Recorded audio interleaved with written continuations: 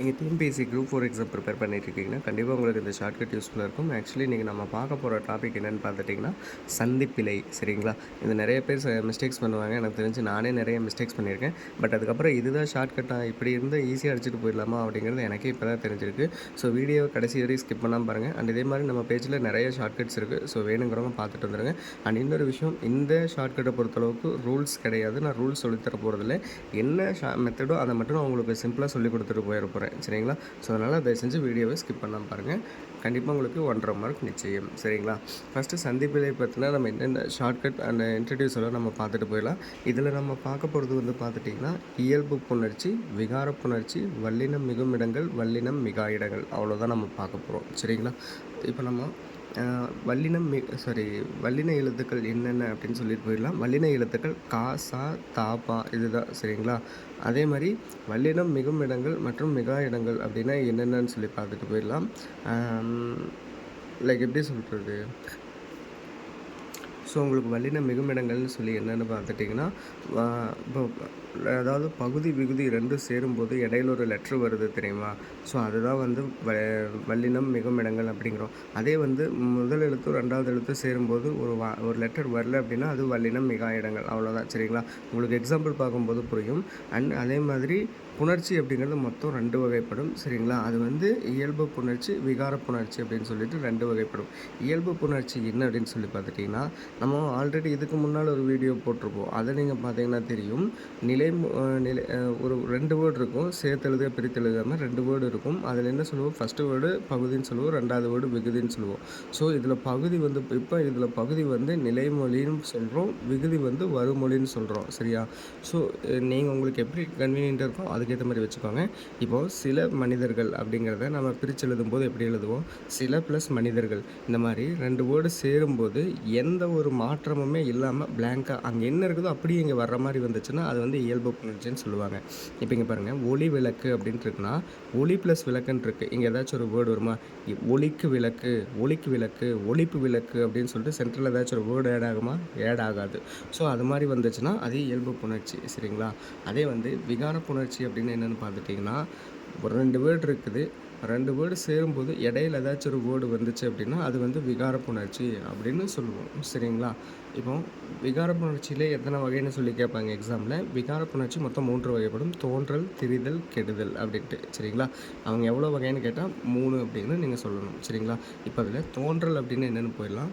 நிலைமொழியும் வருமொழியும் சேரும் பொழுது மாற்றங்கள் ஏற்பட்டு புதியதாக ஒரு வார்த்தை வந்தால் அது தோன்றல் எனப்படும். சரிங்களா? இப்போ எக்ஸாம்பிள் பாருங்கள், பூ ப்ளஸ் கொடி பூங்கொடி. இப்போ நீங்கள் எதுவுமே இல்லாமல் பூ ப்ளஸ் கொடி பூக்கொடி அப்படின்னு சொல்லிட்டு நார்மலாக போட்டிருந்தா அது இயல்பு புணர்ச்சின்னு நம்ம சொல்லுவோம். ஆனால் இங்கே பூ ப்ளஸ் கொடி அப்படின்னு சொல்லும்போது பூங்கொடி அப்படின்னு சொல்லி வர்றதுனால இது வந்து தோன்றல். ஏன்னா இங்கே இங்குங்கிறது புதுசாக ஒரு லெட்டர் தோன்றி வருது. சரிங்களா? ஸோ இந்த மாதிரி புதுசாக ஒரு வேர்டு வரும்போது அது தோன்றல். சரிங்களா? அதே திரிதல் அப்படின்னு சொல்லி பார்த்துட்டோம்னா, நிலைமொழியும் வருமொழியும் சேரும் பொழுது மாற்றங்கள் ஏற்பட்டு ஒரு எழுத்துக்கு பதில் வேறு எழுத்தாக மாறி வந்தால் அது திரிதல்னு சொல்லுவாங்க. இப்போ இங்கே பாருங்கள், பொன் ப்ளஸ் சிலை இஸ் ஈக்குவல் டு பொற்சிலைன்னு சொல்கிறோம். சரியா? இப்போ பொற்சிலை அப்படின்னா என்ன, இங்கே நீங்கள் போட்டிங்கன்னா பொன் ப்ளஸ் சிலை பொன் சிலை தான் வரணும். ஸோ அப்படி வந்துருந்துச்சுன்னா அது உங்களுக்கு வேறு. ஆனால் இங்கே பொன் ப்ளஸ் சிலை பொற்சிலை அப்படின்ட்டு வருது. வர்றதுனால இது வந்து உங்களுக்கு திரிதல். அதாவது ஒரு வேர்டு போய் இன்னொரு வேர்டாக மாறி வர்றது திரிதல் அப்படின்னு நம்ம சொல்லுவோம். சரியா? இதே கெடுதல் அப்படின்னா நிலைமொழியும் வருமொழியும் சேரும் பொழுது மாற்றங்கள் ஏற்பட்டு ஒரு எழுத்து மறைந்து வந்து விட்டால் அது வந்து கெடுதல் அப்படின்னு சொல்லுவோம். இப்போது மரம் ப்ளஸ் வேர் மரவேர், நீங்கள் எழுதுகிற போது எப்படி எழுதுவீங்க, மரம் ப்ளஸ் வேர் மரம் வேர்னு சொல்லி வந்துருந்துச்சு அப்படின்னா நீங்கள் சொல்லலாம் ஓகே நார்மலாக வருது ப்ரோ அப்படின்ட்டு. ஆனால் இங்கே மரம் ப்ளஸ் வேர் மரவேர், அந்த இம்முங்கிறது மறைஞ்சு போயிடுச்சு, எங்கேயோ ஓடி போயிடுச்சு அல்லது செத்துருச்சு, அந்த மாதிரி போயிடுச்சு அப்படின்னா அது வந்து கெட்டு போயிடுச்சுன்னா அது வந்து கெடுதல் அப்படின்னு நம்ம சொல்லுவோம். சரியா? இப்போது சிம்பிளாக ஒரு ஷார்ட்கட் ஒன்று சொல்லட்டுமா? தோன்றல், ஒரு ஆணும் பெண்ணும் ஒன்று சேரும் பொழுது குழந்தை ஒன்று உருவாகுது, புதுசாக ஒன்று க்ரியேட் ஆகுதா? ஸோ அது தோன்றல். இப்போ அது பெண் குழந்தையாக இருக்குது அப்படின்னா அந்த பெண் குழந்தை வந்து லைக் ஒரு 15 வயசுக்கு மேலே வந்து பெண்ணுங்கிறத தாண்டி அவங்க லைக் குழந்தைங்கிறத தாண்டி வேறொரு ஸ்டேஜுக்கு போகிறாங்க. சரிங்களா? அந்த மாதிரி வந்துருச்சுன்னா அது தெரிதல். அல்லது பால் இருக்குதுங்க, பால் இன்றைக்கி இல்லைன்னா நாளைக்கு பிறைய ஊற்றி வச்சா என்ன ஆகும், அது வந்து தயிர் ஆகுதா? ஸோ அந்த மாதிரி வந்துருச்சுன்னா அது திரிதல். ஒன்று போய் ஒன்று புதுசாக க்ரியேட் ஆகிறது. அதே வந்து கெடுதல் அப்படின்னா அந்த பர்சன் இப்போ வந்து மேலே அந்த குழந்தை பொறந்து ஏஜ் அட்டெண்ட் பண்ணி வேறு மாரி வந்துச்சு இல்லைங்களா? ஸோ அதுக்கப்புறம் என்ன ஆகும்? வயசாகி இறந்துட்டாங்க அப்படின்னா அது வந்து கெடுதல் அப்படிங்கிற மாரி. சிம்பிளா உங்களுக்கு இந்த கான்செப்ட் புரியும்னு நினைக்கிறேன். புரிஞ்சிருச்சுன்னா ஒரு தம்ஸ் அப் ஒண்ணு போட்டுட்டு போயிருங்க. இப்போ வந்து நம்ம எக்ஸாம்பிளோட பார்க்கலாம். இங்க பாருங்க. பொதுவா வந்து சந்திப்பிழையற்ற தொடர் அப்படின்னு சொல்லி கேட்டாலோ, இல்ல சந்திப்பிழை உள்ள தொடர்ன்னு சொல்லி கேட்டா எப்படி நம்ம அடிக்கலாம்னு பார்த்தீங்கன்னா, கொள்ளை கிணற்றிலே வெண்ணிலா பந்துன்னு இருக்குதா கேள்வி. இதில் வந்து சந்திப்பிழையற்ற வாக்கியமாக உருவாக்குன்னு சொல்லி கேட்டாங்கன்னா, ஒண்ணுமே பண்ணாதீங்க. இந்த ஒரு வேர்டுக்கு அடுத்து இருக்கிற இந்த வேர்டு பாருங்க. இந்த வேர்ட்ல இருக்கிற கக்கா, கிக்கி வரிசைன்ட்டு வரும். இப்போ கீங்கிறது வந்து கா, கி, கு அந்த வரிசையில தான் வருது. அப்போ நீங்க என்ன பண்ணணும்னா, இதில இருக்கிற ரிலேட்டட் வேர்டு இங்க நீங்க போட்டு பார்க்கணும். கொள்ளை அப்படின்னா கொள்ளை கிணற்றிலே, கொள்ளைக்கா குணற்றிலே, கொள்ளைக்கா கிணற்றிலே, கொள்ளைக்கா குணற்றிலே அப்படின்னு சொல்லிட்டு போட்டு பார்த்தா எது வந்து கரெக்டாக வருதுன்னு கொள்ளைக்கு கிணற்றிலே அப்படின்னு சொல்லிட்டு போட்டு பார்த்தா கொள்ளை கிணற்றிலே. ஏன்னா இங்கே கீ வரிசை வருது. கீழே இருக்கிற வேர்டு தான் நம்ம இங்கே தூக்கி போட முடியும். கொள்ளை கிணற்றிலே இக்கு வருதா? அப்போ இதுதான் ஆன்சர். அடுத்து வெண்ணிலா பந்து. இப்போ இங்கே பா வரிசை இருக்குது. அப்போ இந்த பா வரிசையில் இருக்கிற வேர்டு நீங்கள் இங்கே தூக்கி போட்டு பாருங்கள். வெண்ணிலா வெண்ணிலா பந்து, வெண்ணிலா பா பந்து, வெண்ணிலா பா பந்து, வெண்ணிலா பீ பந்து அப்படின்னு சொல்லி நீங்கள் செக் பண்ணி பார்க்கும்போது வெண்ணிலா பந்து அதுதானே கரெக்டாக வருது. அவ்வளோதான். இப்போ என்னென்னா இங்கே இருக்கிற ஒரு வேர்டு பார்க்குறீங்க. இந்த வேர்டுக்கு ரிலேட்டடாக இருக்கிற வேர்டு இங்கே நீங்கள் செக் பண்ணுறீங்க. போட்டு கரெக்டாக வந்துச்சுன்னா ஓகே தூக்கிடுங்க. அது வரல அப்படின்னா அந்த இடத்துல வராது அப்படின்னு சொல்லிட்டு போயிருங்க. சரிங்களா? இப்போது நெக்ஸ்ட் ஆப்ஷன் பாருங்கள். ஊட்ட சத்து குறைவால் கருகொண்ட தாய் குறைப்பேற்றுக்கு ஆளாகலாம்னு சொல்லிட்டு போடுறாங்க. சரிங்களா? இப்போ இதில் பாருங்கள். ஊட்ட ஸ்பேஸ் விட்டு சத்துன்னு இருக்குது. அப்போ இந்த சா ரிலேட்டட் வேர்டு இங்கே நீங்கள் தூக்கி போட்டு பாருங்கள். ஊட்டச்சத்து அப்படின்னு போட்டால் இச்சு வருதா? ஏன்னா இங்கே வந்து ஊட்டசா சத்து, ஊட்டசா சத்து அப்படின்னு சொல்லி நம்ம போட முடியுமா? போட முடியாது. ஊட்டச்சத்து. ஸோ அந்த மாதிரி இச்சு லெட்டர் இங்கே வந்துடுது. அடுத்து ஊட்டச்சத்து குறைவால் இங்கே கூ வந்திருக்கு. கூ எந்த ஒரு வார்த்தை ரிலேட்டடாக வருது? கூங்கிறது காவரிசை ரிலேட்டடாக வருது. அப்போ ஊட்டச்சத்து குறைவால், ஊட்டச்சத்துக்கா குறைவால், ஊட்டச்சத்துக்கா குறைவால் அப்படின்னு சொல்லிட்டு ஒவ்வொரு வேர்டு போட்டு பார்த்தீங்கன்னா எந்த வேர்டு இங்கே வருதோ அது கரெக்டாக இருக்குதோ அது கரெக்டாக இருக்கும். சரிங்களா? மேக்ஸிமம் இக்கு இச்சு இப்பு அப்படி தான் வருது. சரிங்களா? அந்த மாதிரி வந்துச்சுன்னா எடுத்து போட்டுருங்க. சரிங்களா?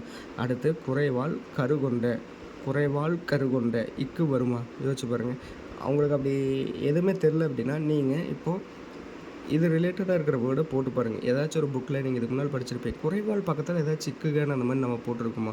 குறைவால் பக்கத்தில் இக்கு இப்பு அந்த மாதிரி ஏதாச்சும் ஒன்று போட்டிருக்குமா? நம்ம எதுவுமே போட்டதில்லையே அப்படின்னு ஆட்டோமேட்டிக்காக உங்களுக்கு தோணும். ஸோ தூக்கிடலாம்.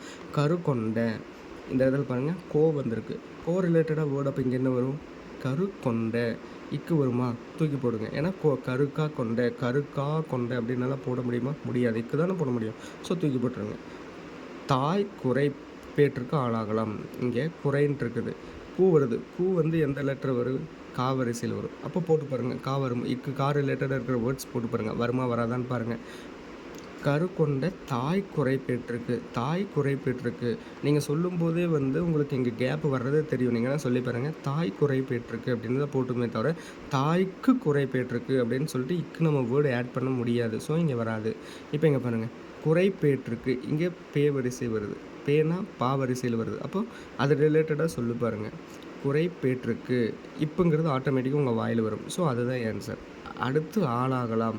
அப்போ இங்கே வந்து ஆ வரிசை ஆனா நீங்கள் யோசித்து பாருங்கள். அது ரிலேட்டடாக வேர்ட்ஸ் நம்ம இங்கே போட முடியுமான்ட்டு வராது. ஏன்னா இது அப்படி வந்துடுது. ஸோ அதனால் இங்கே வராது. சரிங்களா? அடுத்த ஆப்ஷன் பாருங்கள். கொத்தி திரியும் அந்த கோழி. இப்போது இங்கே பாருங்கள். கொத்தி திரியும் இங்கே தீ இருக்குது. இந்த தீ ரிலேட்டடாக இருக்கிற வேர்ட்ஸ் இங்கே போட்டு பாருங்கள். கொத்தி திரியும் ஆன்சர் வருமா? யோசிச்சு பாருங்கள். கொத்தி திரியும் சொன்னாலே தெரியும் இத்து வருது. So correct. அடுத்து அந்த கோழி இங்கே ஆ வருது. ஆட்டோமேட்டிக்காக வராது. தூக்கிடுங்க. கொத்தி திரியுமா கோழி அந்த மாதிரி எதாவது சொல்லி பார்த்துருக்கீங்களா? வராது. அடுத்து கோழி இங்கே கோ இருக்குது. கோனா இங்கே கா வரிசை வரும். சரிங்களா? அதை போட்டு பாருங்கள். கானா அந்த கோழி இக்கு வருதா? தூக்கி போட்டு அவ்வளோதான் முடிஞ்சு. அடுத்து கிட்ட போனால் முட்டைப்பகை. இப்போ நீங்கள் இங்கே பாருங்கள். கிட்ட போனால் இங்கே போ இருக்குது. போ எது ரிலேட்டடான வேர்டு? போங்கிறது பா. அப்போது கிட்ட போனால் இப்போ வருதா? தூக்கி போட்டுரு. முட்டைப்பகை இங்கேயும் பா வருது. பானா அது இப்போ அந்த இது நீங்கள் போட்டு பார்த்தீங்கன்னா முட்டைப்பகை இப்போங்கிறது வரும். ஸோ அது ஆன்சர். அடுத்து சாரை பாம்பு குருவி கூட்டில் நுழைந்தது. இங்கே பாருங்கள். சாரை பாம்பு. சரிங்களா? இந்த இடத்துல நீங்கள் என்ன பண்ணணும்னா இங்கே பா வருது. பா ரிலேட்டடான வேர்ட்ஸ் இங்கே போட்டு பாருங்கள். சாரை பாம்பு இப்பு, சாரை பாம்பு, இப்பு வருதா? ஸோ அதே ஆன்சர். அடுத்து குருவி கூட்டில் நுழைந்தது. இங்கே குருவி கூட்டில்னா இங்கே கூ வருது. அப்போ இந்த கூ ரிலேட்டடான வேர்ட்ஸ் போட்டு பாருங்கள். குருவி கூட்டில் நுழைந்தது, இக்கு வருதா? அவ்வளோதான், தூக்கிடுங்க. அடுத்து நுழைந்தது, இங்கே நூனு வந்திருக்கு. கூட்டில், கூட்டில்னா நுழைந்தது, கூட்டில்னு நுழைந்தது அப்படின்னு சொல்லிட்டு இன்னும் ரிலேட்டடான வேர்ட்ஸ் போடுவீங்களா? போட மாட்டீங்க, சரிங்களா? அப்போது நம்ம என்ன பண்ணணும்னா, இங்கே இந்த ரிலேட்டடான வேர்ட்ஸ் மட்டும் வருதான்னு பாருங்கள். என்ன அப்படின்னா, வல்லின எழுத்து காசா தாபா இந்த ரிலேட்டடான வேர்ட்ஸ் வந்தால் மட்டும்தான் வல்லினம் மிகும். அது வரலைன்னா வராது, அவ்வளோதான், சரிங்களா? ஆக்சுவலி இதுதான் வல்லின எழுத்துக்கள். இப்போ உங்களுக்கு புரியுதுன்னு நினைக்கிறேன். இங்கே பாருங்கள், காசா தாபான்னு தான் சொன்னேன். இங்கே பாவரிசை வருதா? இங்கே காவரிசை வருதா? அடுத்து இங்கே பாவரிசை வருது, இங்கே பாவரிசை வருது, இங்கே தாவரிசை வருது, இங்கே காவரிசை வருது. காசா தாபா, அவ்வளோதான், இதுதானே வருது, அவ்வளோதாங்க, முடிஞ்சுங்க. வேறு ஒன்றுமே இல்லைங்க. இதில் சிம்பிள் கான்செப்ட்டு. சந்திப்பிழை அற்ற தொடர்னால் கரெக்டாக இந்த லெட்டர் ஃபார்ம் பண்ணி போடணும். சாரை பாம்பு, குருவி கூட்டில், இந்த இப்பு இக்கு அண்ட் அதே மாதிரி இத்து இக்கு அந்த மாதிரி கரெக்டாக வரணும். அதே வந்து சந்திப்பிழை உள்ள தொடர்னா அந்த மாதிரி, அதாவது மிஸ்டேக் இருக்கிற மாதிரி போடுனா, இது இருக்குது தெரியுங்களா? இந்த இத்து இக்கெல்லாம் இருக்குது தெரியுமா? இதை தூக்கிட்டிங்கன்னா சந்தி பிழை உள்ள தொடருங்க. இதை தூக்காமல் கரெக்டாக வந்துச்சு அப்படின்னா அது வந்து சந்தி பிழையற்ற தொடர், சரிங்களா? வல்லினம் மிகு இடங்கள்னு சொல்லி கேட்டாலுமே இதே கான்செப்ட் தான். மிகும் இடங்கள்னால் இந்த மாதிரி வந்து கரெக்டாக இருக்குது, இத்து இக்கு வர்றது, சரிங்களா? மிகா இடங்கள்னால் இந்த மாதிரி இத்து இத்து வராமல் போகிறது, அவ்வளோதான். ஸோ மெயினாக ஞாபகம் வச்சுக்கிறது காசா தாபா இந்த லெட்டர் தான் நீங்கள் ஞாபகம் வச்சுக்கணும், சரிங்களா? அண்ட் அதே மாதிரி உங்களுக்கு எக்ஸசைஸ்க்காக இங்கே ஒரு 3 கொஸ்டின் கொடுத்துட்டு போயிருக்கேன். இந்த 3ல் வந்து இது வந்து வல்லினம் மிகும் இடம் போடுங்க, இது வந்து வல்லினம் மிகா இடங்கள் போடுங்க, இது வந்து ரெண்டுமே போடுங்க, வல்லினம் மிகும் வல்லினம் மிகா அப்படின்னு சொல்லிட்டு ரெண்டையுமே நீங்கள் வந்து கமெண்ட்டில் போட்டுட்டு போங்க. ஏன்னா அப்போ தான் உங்களுக்கு இந்த வீடியோ புரிஞ்சா யூஸ்ஃபுல்லாக இருந்துச்சா அப்படிங்கிறது எனக்கு தெரியும், சரிங்களா? ஸோ வீடியோ கடைசி வரைக்கும் ஸ்கிப் பண்ணாமல் ஃபுல்லாக பார்த்ததுக்கு எனக்கு ரொம்ப நன்றி. அண்ட் இன்னொரு முக்கியமான ஒரு குறிப்பு என்னென்னா, இது வந்து என்னோட தனிப்பட்ட ஷார்ட்கட், சரிங்களா? எனக்காக நான் உருவாக்கப்பட்டது. நான் வந்து சரி இப்படி படித்தா தான் எனக்கு ஈஸியாக புரியுங்கிறதுக்காக நான் இதை வந்து ரெடி பண்ணியிருக்கேன். அண்ட் எக்ஸ்பீரியன்ஸ் ஸ்டூடெண்ட்ஸ் தயவு செஞ்சு இதை பார்த்துட்டு இதில் மிஸ்டேக்ஸ் இருக்குதுங்க அப்படின்னாலாம் எதுவும் சொல்ல வேணாம், நான் ஃபஸ்ட்டே சொல்லிக்கிறேன்.